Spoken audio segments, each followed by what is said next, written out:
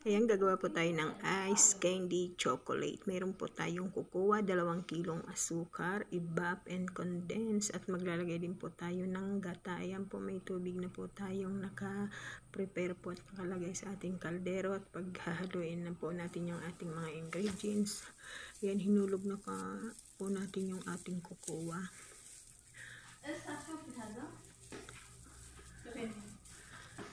Ating i-mix din po muna natin yung ating kukuha para hindi po siya magbuo-buo. Kailangan po sa malamig na tubig po muna natin siya i-mix para hindi po siya magbuo-buo. Ayan.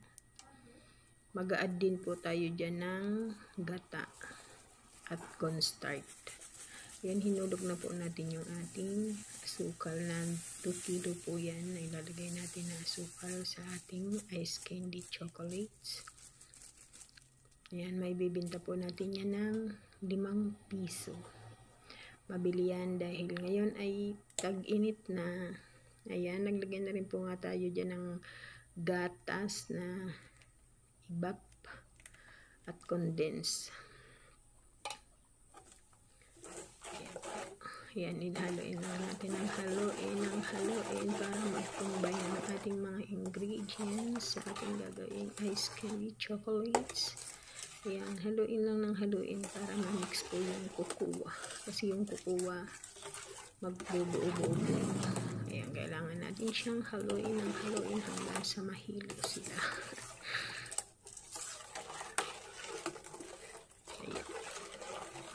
Lalagyan din natin yan ng cornstarch para pag tumigas yung ating ice candy ay pino, hindi siya yung parang yellow. Ayan, haluin lang ng haluin. Ayan, ang ating masarap na ice candy. Bagay po yan ngayong tag-araw. Ayan na nga po. Gata. May gata din po tayo dyan. Ayan. Yung konting cornstarch. Ayan, yung cornstarch din natin ay inano muna natin sa malamig na tubig para.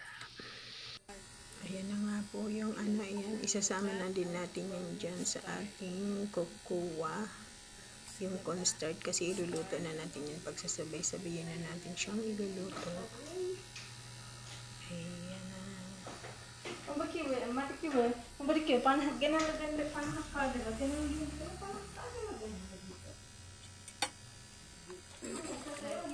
Ayan, mix lang natin siya para mag-combine lahat ang ating mga nilagay na ingredients sa ating gagawing ice candy chocolates.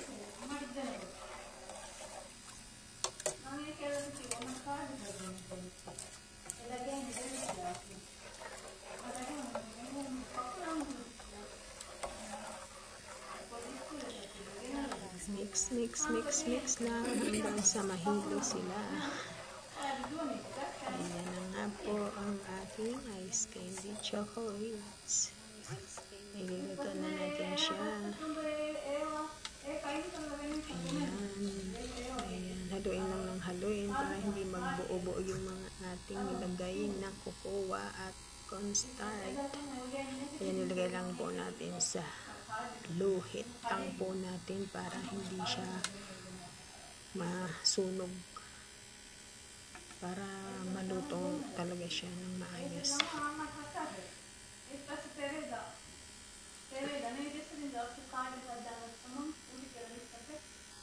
Ayan, bago po natin yan ayan,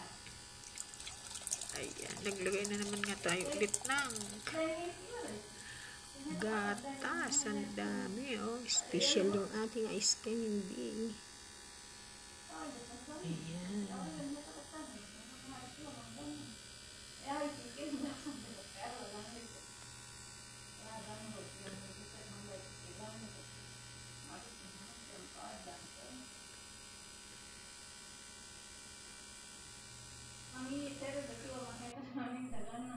Ayan na nga po ay lumamig na ang ating ice candy at ay ating nang babalutin yan para maibenta na natin para sa ekonomiya.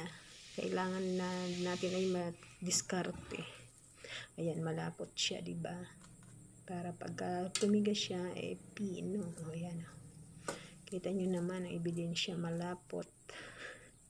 Special ice candy chocolates. 5 piso ang bentahan po niyan. Thank you po. Maraming salamat sa nagtapos ng aking video. Bye-bye. Thank you for watching.